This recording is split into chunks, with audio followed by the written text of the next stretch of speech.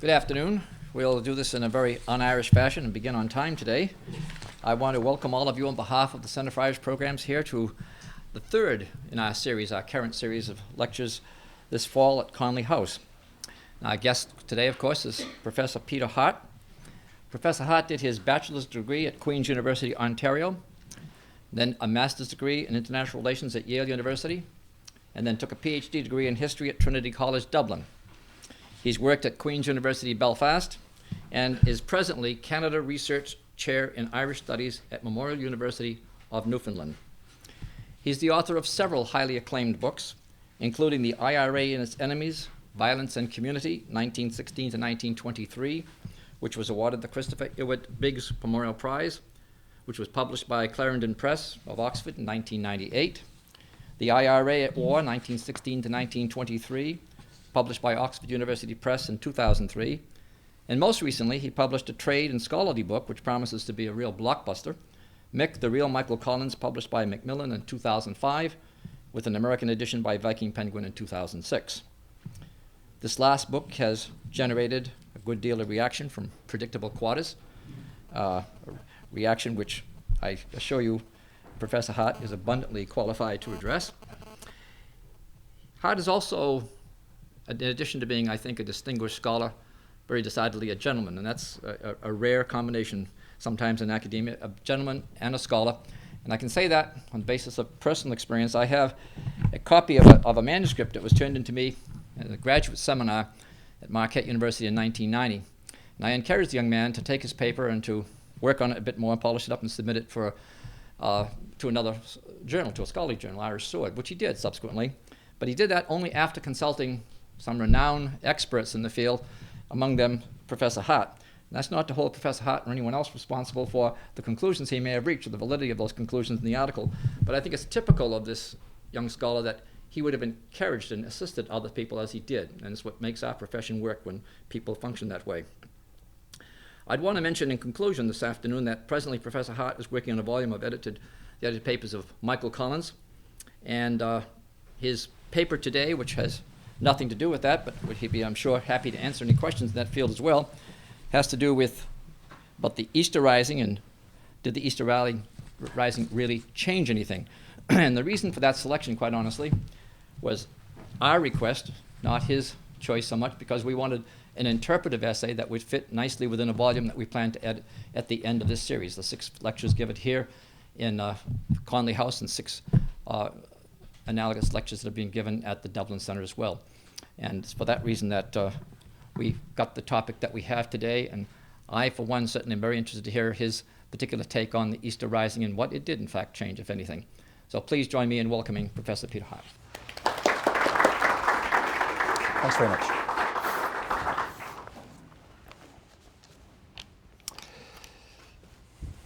Well, thanks very much for that introduction. I don't think I've ever been introduced as a gentleman before, so that's new. That's nice. And thanks very much for coming. It's a great pleasure to be here. This beautiful weather, this beautiful campus, this lovely room. Actually, on my way over here by taxi, I was, just as we up, not sure where I'm pointing now, but over on the corner there somewhere, the cab got into an accident, and I had to walk the rest of the way. So I'm all set to talk about violence now. Very minor accident, nothing terrible, but anyway, there was a lot of yelling. Which is kind of the intention of the paper. I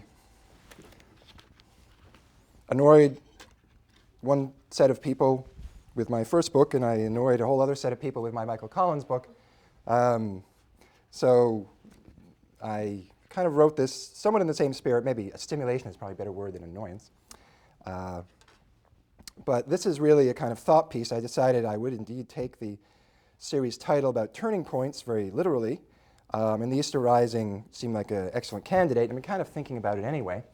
And so this is a kind of a schematic look, I guess you could call it, hopefully a systematic look at where the Easter Rising fits into that period of Irish history and what it really meant in terms of everything else that was going on. And I've put it together really for the purposes of argument.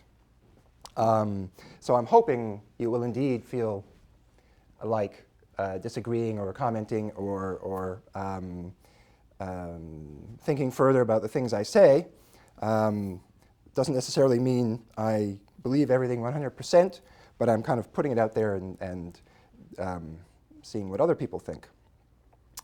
And the Easter Rising is, of course, very familiar to anybody who studies modern Irish literature, modern Irish history, even people who haven't studied it.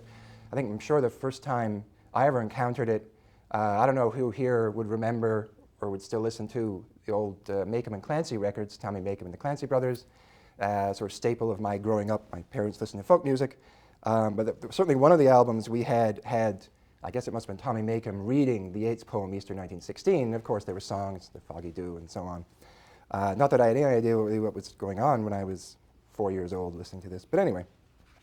So it has enormous place in Irish culture, folk culture, as well as high culture. And if ever there was such a thing as a turning point in modern Irish history, the Easter Rising was obviously it. The Irish Revolution started there. I would certainly argue that, but I think everyone would agree. Well, perhaps not. But anyway, it's a very good starting point.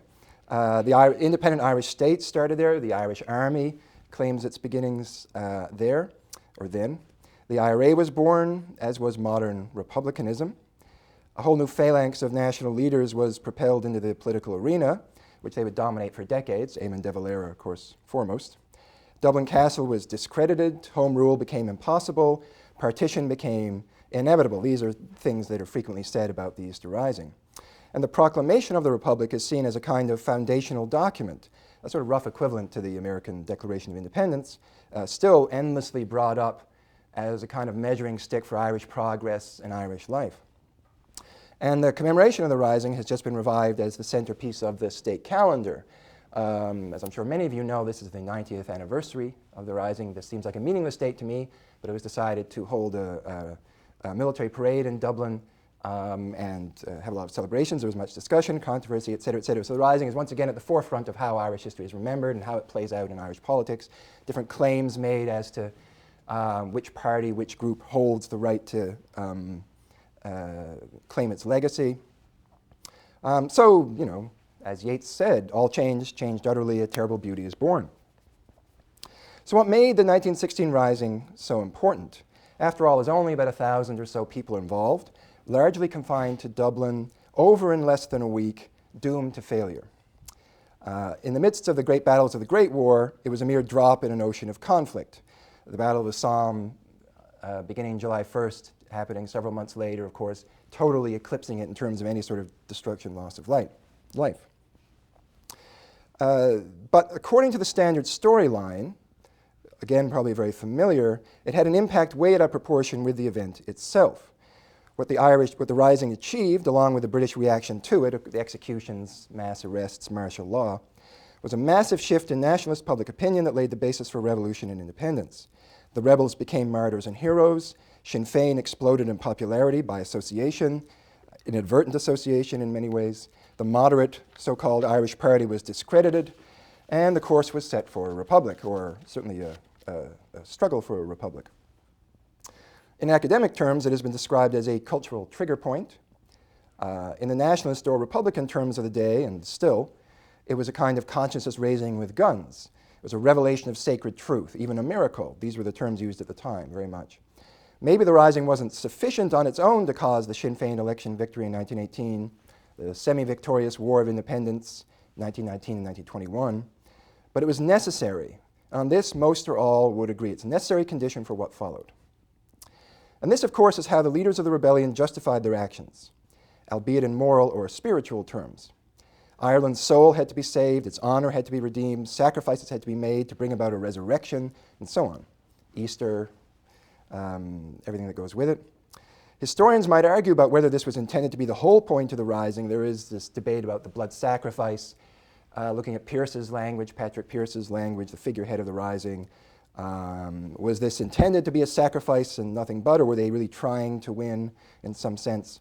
But most would agree, I think, that they did win a huge political victory, even if only with the aid of the clumsy British.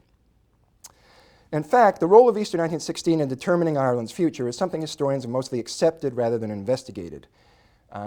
Only last year was the first full scholarly account of the Rising published, which is, oh, I didn't bring it with me anyway, Charles Townsend's book, Easter 1916, which is also published by Penguin.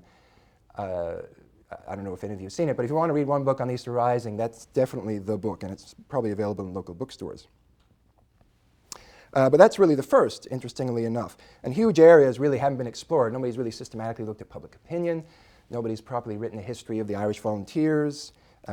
All sorts of things remain unexplored. And I think that's deliberate on the part of Irish historians. Keeping away from the Rising for all sorts of reasons, having to do with politics and other things.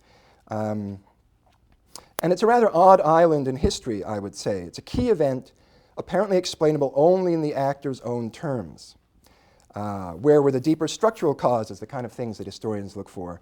Where are the institutional or the class interests? Where are the ruptures, the structural changes that produce such an enormously important event? Is it possible that just a few people can decide to change history with guns and sheer willpower? And that's a big part of what I want to ask here today. What did the Easter Rising really change? What did the rebels really accomplish? Now, cause and effect and intention, different events, they're always very tangled up in history, and trying to distinguish one line of events or one event or one trend or something from another is very, very difficult. And if you try and do it counterfactually, we ask, what if the Easter Rising had never happened? What then? It gets very complicated, very tricky, and of course lots of people dismiss counterfactual history out of the question. But the status of the Rising as a kind of island in history, a kind of isolated event unto itself, driven by personal choices, the ideology of a very small group of people, very inward-looking. I think that aspect of the Rising is very useful, as it makes it much easier to distinguish the event from the larger trends going on around it and what happened subsequently, and that's what I'm going to try and do here today. So I think we can ask what else was happening before and after the Easter Rising that was important, and what would have happened anyway, even if it hadn't happened. Now, if we begin by asking what else was happening in Ireland, while Patrick Pearse and his friends were scheming away in Rathmines and Harold's Cross and Parnell Square, the overwhelming answer is the war, of course. And as has been often pointed out, but again, this is an area where research is really just beginning, the centrality of the year 1916 and how Irish history is perceived, everything is before and after 1916, obscures the really weighty dates of 1914-18, around which every other country's, Britain's history is organized. And in fact, the gravitational pull of the World War had many gradual effects, many crucial effects that helped pull Irish politics off course, I would say. It's often said that war rescued Ireland from the brink of civil war, even rescued the United Kingdom from the brink of civil war. The big confrontation in 1913, 1914 over the question of home rule, which had produced rival paramilitary armies, nationalists and unionists in Ireland, which had led the Conservative Party to encourage open rebellion, which led to an almost mutiny in the British Army itself. And then everything changed in 1914. Well, I'm not so sure they were rescued at all. It's easy to imagine without the war, in fact, the problem might have been resolved and that history would have gone on in a very different way. But that's actually important as well. Keep in mind the events of 1913, 1914 and the great confrontation, polarization going on in the months before the war. And that's, well, that would be another very good candidate for the turning point in Irish history. But anyway. Well, now the first thing that was happening in Ireland anyway, was going on before the Rising and after it, was change in British politics. And Ireland's fate was always ultimately decided in London. Not that Irish people didn't have any say or agency, but British politics ultimately was the defining context in which the decisions were made. And what was happening during the war was that the Conservatives and Unionists, out of power, of course, before 1914, were increasingly brought into cabinet, into power, back into influence as the war went on. Prime Minister Asquith brought them into a coalition government in 1915. This meant that all the hardliners from the Home Rule crisis, the people who had been preaching almost open rebellion, maybe not treason, were brought in. People like Andrew Bonar Law, Walter Long, these people were once again given a say in Irish policy. And this influence only increased. In 1916, Asquith is overthrown by Lloyd George and the Liberal Party splits. Conservative power is enhanced. This was redoubled in 1918 when the Conservatives win the general election. There's still a coalition, but the Conservatives are the dominant partner after that point. So regardless of what Irish nationalists were doing, the government was growing increasingly hostile to nationalism and sympathetic to unionism. This would have a huge impact on everything that would happen, the response to the Rising and everything afterwards. Sorry to be juggling a water bottle, but I was running up here after getting out of the cab, so now I'm dehydrated. But anyway, I won't refer to that again. Secondly, the war was increasingly unpopular in Ireland. I mean, it was unpopular everywhere, but in Ireland as well. Not necessarily in an active sense. There weren't anti-war marches and demonstrations and so on, not in the sense of, present day in Iraq, let's say. But there was no national or patriotic engagement with the war as there was in Protestant Ulster or in Britain. No commitment to seeing it through no matter what, anything like that. That was simply absent in nationalist Ireland, even if there might have been a sort of burst of enthusiasm early on. Newspapers still backed the war. Cork Examiner, Freeman's Journal, Irish Independent, the Cork Free Press, the dissident nationalist newspaper. But if you look at the editorials, it's very interesting. Hardly ever in letters to the editor and editorials in Irish newspapers, apart from the Irish Times, for obvious reasons, hardly ever does anybody even mention the war. It's reported on, but in terms of what people want to talk about and what the papers want to comment on, the leader writers, it's very rarely mentioned. The war is kind of off stage in many ways. And there's no willingness to sacrifice for the cause. That language is just not there. And of course, by 1916, the level of military recruits coming out of Ireland into the British Army had fallen to a very low level. It was happening right the way through 1915. So as time went on, the war also became a source of fear. There were a lot of scares in nationalist Ireland about what the war might bring. Rationing, starvation even, memories of the famine, taxation, greater and greater taxation, and above all, conscription. Irishmen would be forced into the British Army. The war, of course, also had a huge economic impact, much of which was beneficial. Farmers usually do well out of war because food prices rise. Agribusiness in general was doing well. And the value of land went up as well. The value of even small farms increased a great deal. So farmers were doing exceptionally well. Their assets were increasing. Their savings bank balances were increasing. Very prosperous. But for small farmers and would-be farmers living in the West and the Midlands, the poorer parts of Ireland, for farm laborers, this windfall passed them by, and they were growing increasingly frustrated as the war went on. Because among other things, the war pretty much shut down the process of land reform and land redistribution. The Land Commission was pretty much closed down. The Congested Districts Board was pretty much left paralyzed. So very little land was being purchased and or redistributed. The beneficiaries were the big cattle ranchers, making a fortune on wartime prices. So people who owned hundreds or controlled hundreds of acres of land in the west of Ireland were doing exceptionally well, but the people around them typically were not. Now there's another group hurt by inflation, and that was the working class. Their wages just couldn't keep up.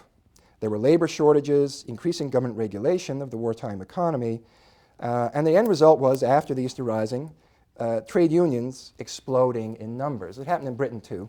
And along with that came increased militancy. In Ireland, the great success story was the union of James Larkin and James Connolly, the Transport and General Workers Union, which indeed became a huge mass movement in this period. Very militant.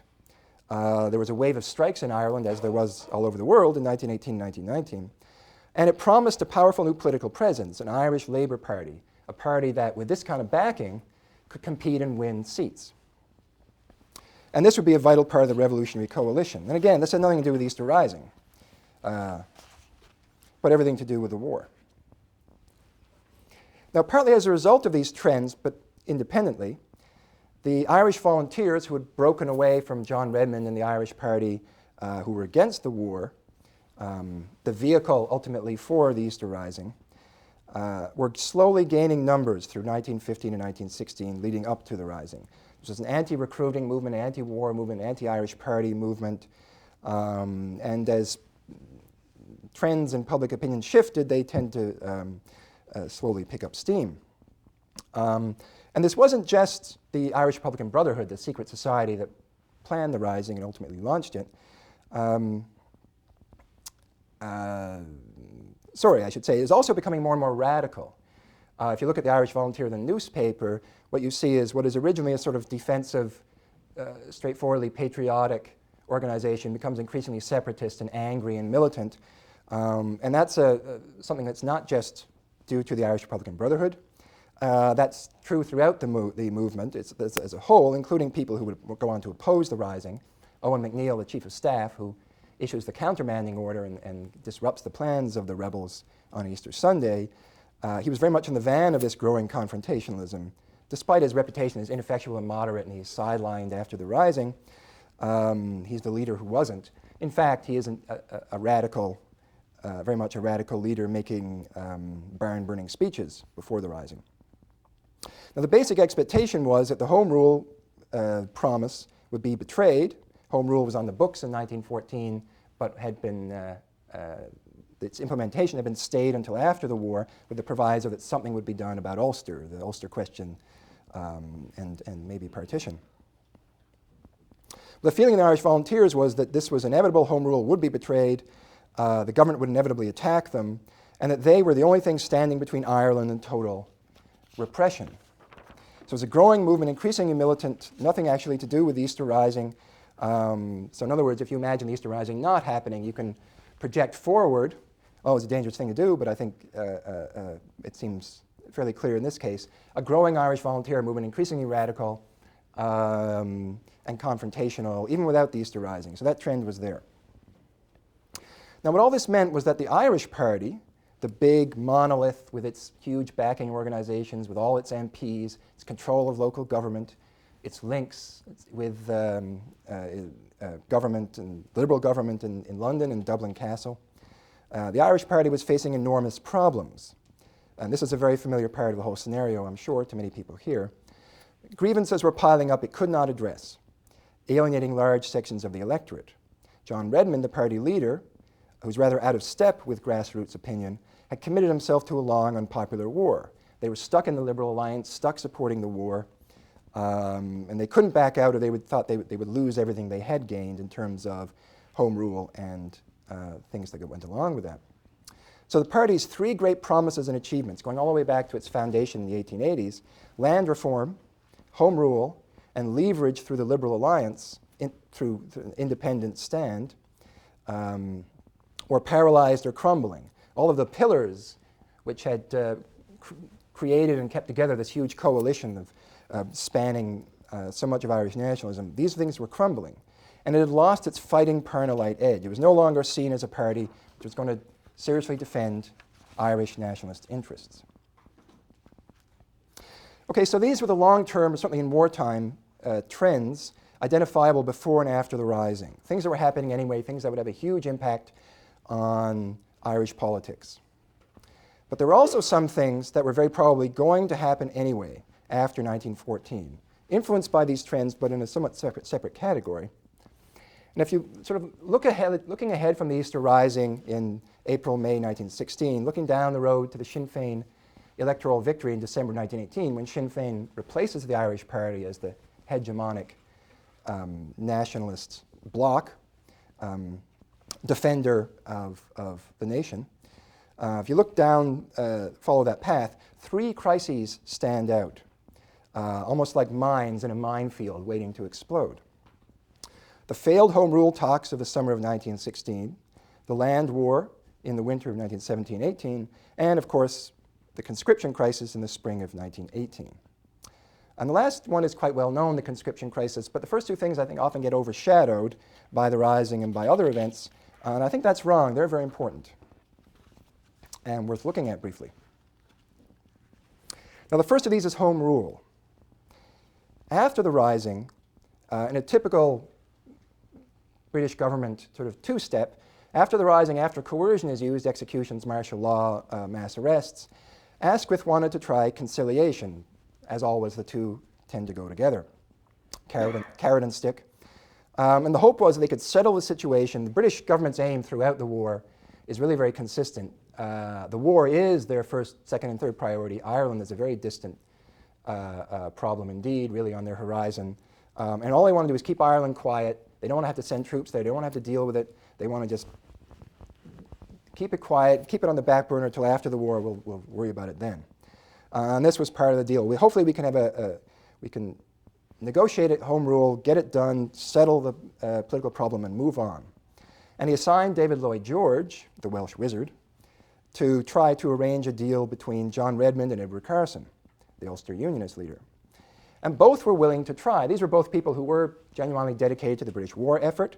They were willing to make sacrifices for the greater good. They were willing to alienate a lot of their supporters to make a deal. I mean, this was very favorable circumstances in many ways. Carson was willing to alienate the Unionists in the 3 Ulster counties who'd be left out of a 6-county deal. Redmond was willing to alienate the Nationalists who were inside the 6 counties who would be left out of home rule. And they both had to sort of force this idea down the gullets of those people for again, to take one for the cause. And this was the basic idea, that a 6-county exception be made for the northeastern counties, which is now Northern Ireland, and home rule will be brought in immediately, and then any problems arising from this would be settled after the war. However, the deal was sabotaged, not by either of these 2 people or their followers, sabotaged by conservatives and unionists on the inside within the British cabinet, who changed the deal unilaterally in favor of the unionist interest and leaked the fact that Lloyd George had promised different things to Redmond and Carson. Redmond was told, oh, this is only a temporary arrangement, partition. Carson was told, no, this is permanent. And this dragged on from May through June until it all finally fell apart in July. It's a very long-running, very public crisis, political crisis. And it ended very badly for John Redmond. It all fell apart, nothing happened in the end, but he looked weak and gullible and a failure. He'd given away 6 counties, he fought with his own followers, split his own party, the Catholic bishops had turned against him, bishops kind of ambivalent about the Easter Rising, definitely against partition, very strongly against partition. That's the issue which pushes the hierarchy's button. Very important in 1917 in by-elections and so on. So it was a huge blow to the party power structure, the way it ended. And of course, the fact that a few conservative ministers could sabotage everything speaks to the fact that, going back to the fact that British politics had changed, and they couldn't, Asquith couldn't alienate them. They would resign and everything would fall apart politically in Britain. So that was the priority. Keep the cabinet together in Britain, Ireland second. Now, in a sense, these talks were attributable to the rebellion directly. That is to say, the fact they're happening in the summer of 1916 is, of course, because the Easter Rising happens. And initially, there's a certain popular response, one of the reasons the rebels are retrospectively praised, or at least accepted in nationalist Ireland, is to say, oh, well, I mean, yes, these misguided young people, but hey, they got us back to the table on home rule. Then it all falls apart. Anyway. But really, I would say something along these lines was almost certainly inevitable. So it's not really to do with the Easter Rising. Given unionist resistance, conservative political power, home rule had to come up again legislatively.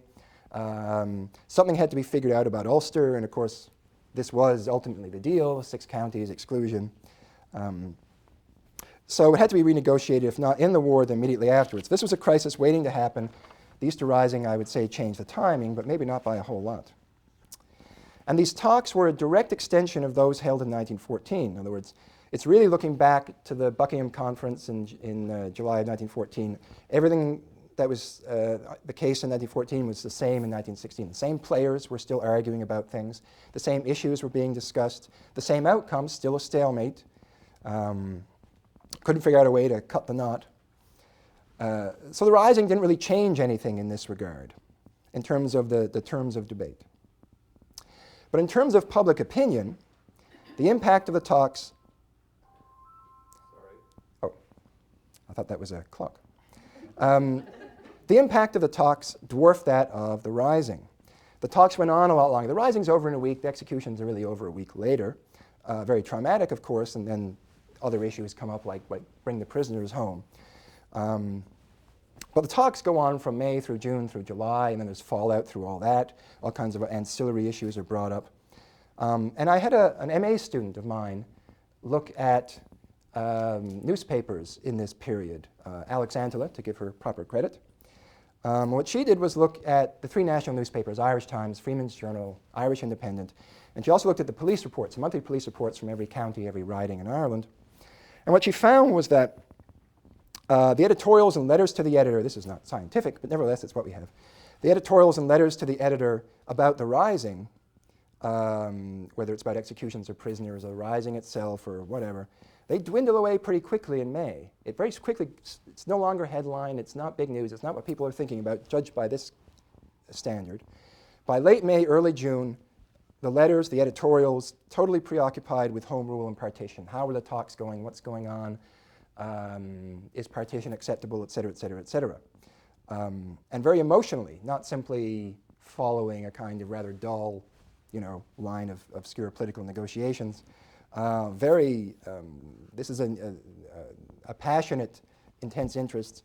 It engages almost all areas of Irish society, the Catholic Church, different people in the Irish Party and other groups. So this is the topic, not the rising. This is the topic of the summer of 1916, very largely. And police reports from around the country say pretty much the same thing. Right after May 1916, there's a certain amount of unrest and sympathy with the rebels and so forth. People start wearing, young people start wearing Sinn Féin badges as a symbol of solidarity, very quickly detectable. But in June and July, already in May, but in June and July, home rule is the main cause described for people being a renewed interest in politics, a loss of faith in the Irish Party, unrest, as police would call it. All that going on. It's very much home rule oriented.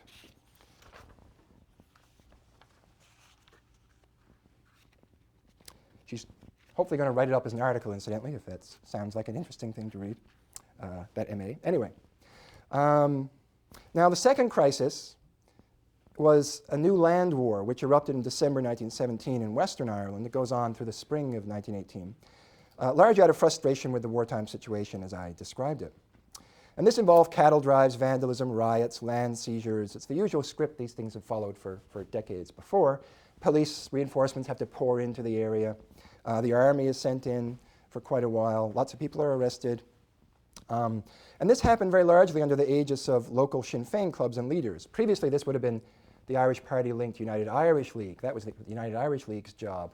Now Sinn Féin has taken over the mantle of fighting the landlords, fighting the government, getting justice on the land. There was a huge boost to Sinn Féin fortunes. And if you, in fact, follow the electoral fortunes of Sinn Féin, 1917, 18, and right through the Civil War and after 1923 election, that's the heartland of Sinn Féin, Clare, and then going up sort of north and west from there, that sort of belt.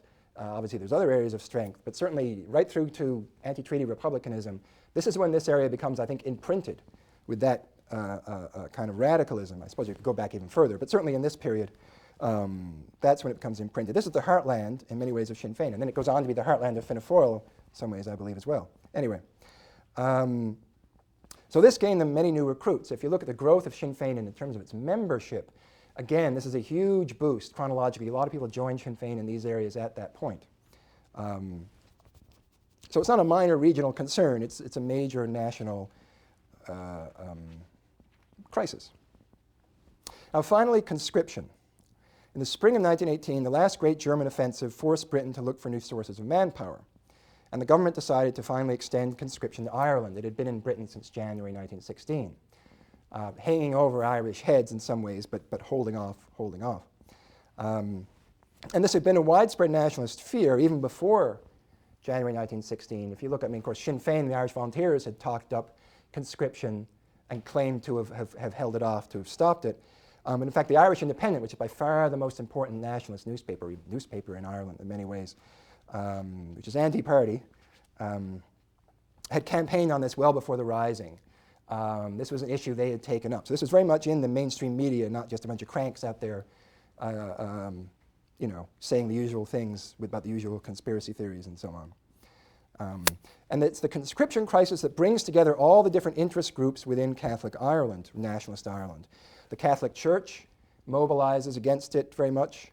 First time in a long time behind any sort of political campaign.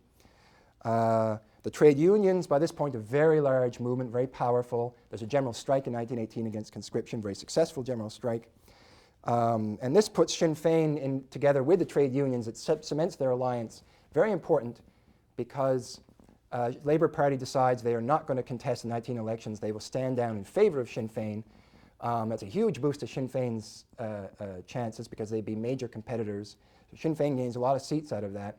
And then later on in local elections, in many local councils in 1920, when Sinn Féin takes over local government in many areas, Sinn Féin usually doesn't have a majority in most of those areas. In fact, it's governing in coalition with the Labour, with trade union candidates, Labour candidates. Very important, this alliance, to Sinn Féin's success. And this is when it's cemented in the conscription crisis. And it puts Sinn Féin and the volunteers in a leadership position. Really what happens is they're not just part of a coalition, everybody else is tending to rally around them because they are clearly going to be the cutting edge. If conscription comes and resistance is necessary, then it's going to be the volunteers and Sinn Féin which is going to do the resisting for the most part. The trade unions are going to call a general strike again. So they acquire a leadership role. And of course it brings in a huge amount of money. And when conscription is called off, it ultimately is not brought in, of course. It's a huge victory. Sinn Féin is the victor. They get the credit. And this propels them to victory in December election. Interesting because in the months before the conscription crisis blowing up in March, April 1918, Sinn Féin had not been doing very well electorally. It's possible that the November 1917 convention, which crowns De Valera head of Sinn Féin, declares for a republic. New Sinn Féin has been reborn as a Republican movement. That may have scared away quite a few voters, but then with the conscription crisis, they certainly came back and more with them. So this was by far the biggest issue for nationalist Ireland between 1914 and 1918. By far the biggest fundraiser, the biggest recruiter for the Republican movement, and it would have happened regardless of the 1916 uprising, and very much some sort of similar coalition would have been built around the same issue, and the Irish Party would still, I think, have been, on the outside of that. Now, one final thing the Rising didn't change, very briefly, a long list of negatives here, but I'll get to the positives, as it were, in a moment, was unionist opinion. It's often said, and this is said of many events in Irish issues, it's often said, that, this was the point at which unionists, Northern Unionists, Ulster Unionists, were finally lost to Irish unity, you could say. I mean, there was this idea that joint involvement in the war effort opened a kind of window for compromise or cooperation. Maybe it was possible to cut a deal or to convince them, but after this point, this is said of many things, it was too late. And the Rising is often pointed to as being, a kind of a turning point or last straw in unionist opinions, but that simply isn't true. The reality is no matter what nationalists did, no matter how moderate they were in reality or what their intentions were, anything of the sort, unionist opinion was rock solid. It's never going to change their mind about home rule. It's a very important thing, I think, that sometimes isn't quite grasped in Irish history. I hear this at conferences. People worrying about, if only this decision had been different, maybe, unionism would have been so intransigent. It had its own dynamic and logic, and it was going to be intransigent, I would say, no matter what. And the Rising was simply irrelevant. So I wouldn't blame anybody. So often blame is assessed, republicanism is responsible for alienating unionists even further. That's not true. So if we step back and look at the whole period from 1914 to 1918, the three great challenges that had faced Irish nationalists since the 1870s were still the three big issues in 1916, 17, 18. Home rule, land, and government coercion in the form of martial law and conscription crisis and so on. So the war certainly changed a lot of things, but I think I would put the emphasis on continuity and evolution, not abrupt change as a result of Easter 1916. There isn't necessarily a before and after in which everything looks different in the sort of 9/11 moment, if you will, as is said of 9/11. We're in a different world. Well, after the Easter Rising, there was not a different world. Now, finally, what did the Rising actually change? I'm not here to say it's utterly irrelevant and insignificant, and placing a lot of symbolic weight upon it is erroneous. I would say its biggest effect was on the nature of the mass movement that did emerge, and I would say inevitably emerged in 1917, 18, and the balance of power within it. It changed the complexion, the DNA, if you will, of Irish nationalism and separatism. A most important direct outcome was within the volunteers themselves. Previously, there had been a lot of debate and tension within the volunteers leading up to 1916 between a kind of offensive war party, obviously led by the Irish Republican Brotherhood, people like Pearse and Sean McDermott and so on, people who launched the Rising, saying we must act, we have to act, if we don't act we will be crushed, et cetera, those arguments. Or also, you know, that I hear voices in my head telling me we must do things. And which is what Owen McNeill argued so cogently against. And a more defensive-minded majority. The official sort of strategy and purpose of the volunteers in this period was to deter Britain from doing things. It was to deter Britain, stop Britain from changing home rule, from bringing in conscription, from overtaxation, from partition, all these things Irish volunteers were going to defend, and they claimed to be successfully doing so. That is to say, if we act and the British crush us, it's just what they want, because we're what's standing between nationalist Ireland and, you know, the jackboot. And if we act prematurely, we take away the last line of defense. And we won't have popular support because people will blame us. That was the argument, very strong argument, I would say. And there's a real debate. You can actually read about it in pages of Irish Volunteer and Irish Nationality. Anyway, so it was a public debate, not just behind the scenes. Everyone agreed there would be, you know, that they should certainly fight under many conditions. But anyway, the conditions, the belief, the arguments about when should be fought were nevertheless different. And the IRB were influential, but they were not in control. Sometimes I think it's slightly exaggerated how much influence they have. Obviously, they had a lot of officers on their side, people in the headquarters, Pearse and McDermott and so forth. They had the Irish Citizen Army on their side. But really what they wanted, and here's something beyond the blood sacrifice, I think that certainly is true about the rebels' intentions. They very much wanted to turn the volunteers into a genuinely revolutionary Republican organization. That is to say, they wanted a rising which would involve the whole of the movement. This is one of the reasons for landing German arms and for concocting the Castle document, the fake document saying Dublin Castle was about to come and arrest us all, which would then convince, and it did convince briefly, Owen McNeill and his allies, the sort of anti-war party, that they must act now or lose everything. Really the aim was to bring everyone in together and turn them into the kind of organization which the IRB, through argument, through persuasion, through recruiting, simply wasn't able to on their own. And this, I think, was the real success. Obviously, a fragment only of the volunteers moves in. I mean, that's a failure. All their elaborate plans in that sense fall apart. But the success is afterwards, because the McNeillites, a lot of very competent, intelligent, dedicated people involved in organizing the volunteers and leading them, were totally discredited. And the volunteers were revived in 1917 to eventually become the Irish Republican Army, the IRA. The executive and the headquarters staff were firmly under IRB and Republican control. People like Michael Collins had moved into leadership positions. And this paved the way for the emergence of the IRA and a sort of second rising, second rebellion in 1920, dedicated to revolutionary arms struggle. And that's a huge, palpable victory, legacy still with us, that is achieved, and I think it was intended to be achieved by the Rising.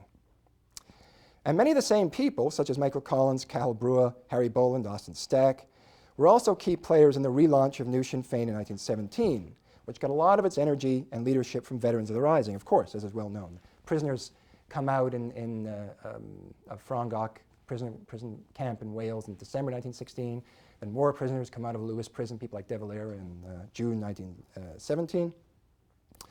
And participation gave such people, participation in the Rising, a tremendous aura of heroism, celebrity, patriotism, exactly the qualities deemed most lacking in the moribund and aging Irish party. So here we have a leadership cadre. Needless to say, Eamon de Valera gained the most from this transformation. In other words, people who are very well positioned politically to take advantage of the Irish party's weaknesses and to sell a new political line. A decision had to be made to go into politics. Michael Collins is very important there, but I won't get into all that. You can talk about it. So what we can see then is a direct line between the two risings, the one in 1916 and the guerrilla war getting going in 1919-1920, led by Collins. Much of the same debate incidentally going on again. The IRB and the Republicans don't fully control the IRA till 1920. They have to purge several times over, and ultimately a lot of people drop out. They don't want to get involved in guerrilla warfare. A lot of people refuse, for example, to go along with Collins' squad methods, shooting policemen individually, assassination. There's a lot of internal battles over the IRB and so on within the IRA. But really, the commanding heights of the IRA, the Irish Volunteers, are already controlled by the militant Republicans. So they're always going to win that battle, pretty much.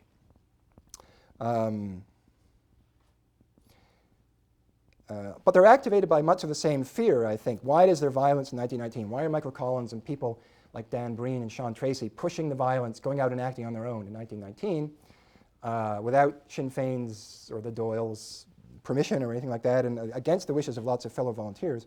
One reason is, very much as in 1916, to stop politics as usual, stop sacrilegious compromise, fear that Sinn Féin on its own would settle for Dominion Home Rule, which of course is what they ultimately do settle for.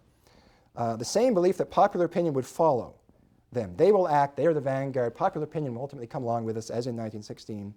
But a democratic mandate wasn't needed. There's a very interesting editorial in the Irish Volunteer, or An Tóglacht, the successor, the IRA newspaper, the successor to the Irish Volunteer.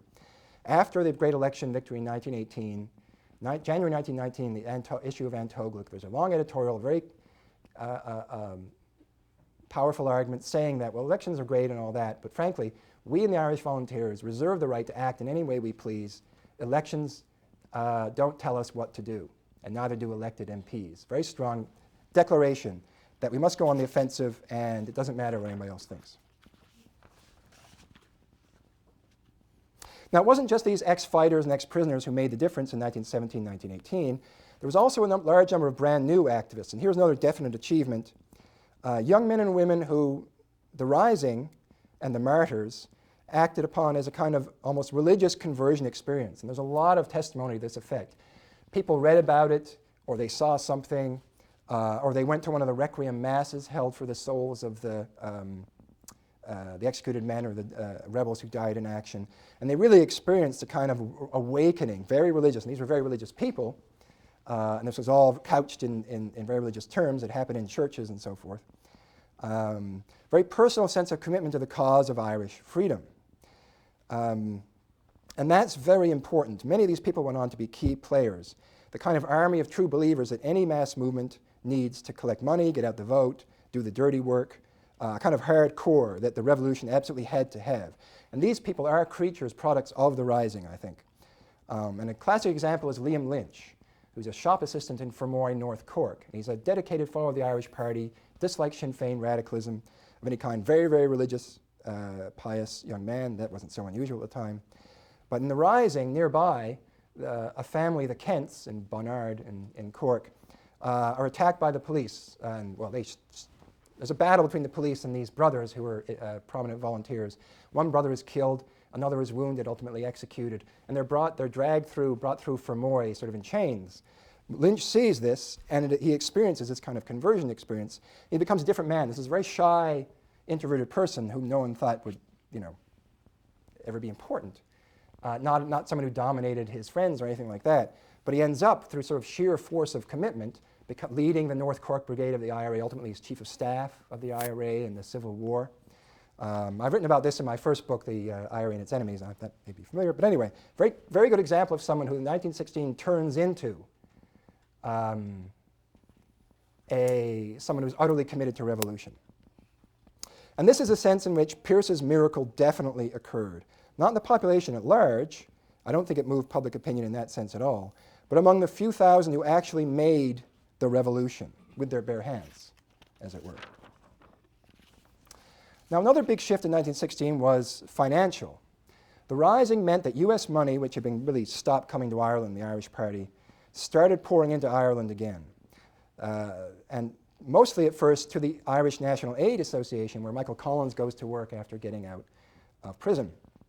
This is a charity, and actually it doesn't actually affiliate in any way with Sinn Féin or the Volunteers, but it's taken over secretly, as so many things were, by the IRB, and it handled huge sums of money. It acted as a kind of huge subsidy to the revolutionary movement, because all the money went to ex-prisoners and their families of the victims of the Rising. Very large sums of money. Harry Boland gets hundreds of pounds to start a tailor shop. Richard Mulcahy, who becomes Chief of Staff of the IRA, gets hundreds of pounds to be a medical student. People are given money for vacations. People like De Valera are just £100 checks are handed to all the surviving officers in the Rising. I mean, a very large number of money. And this made the activism of a very large number of future revolutionaries financially viable.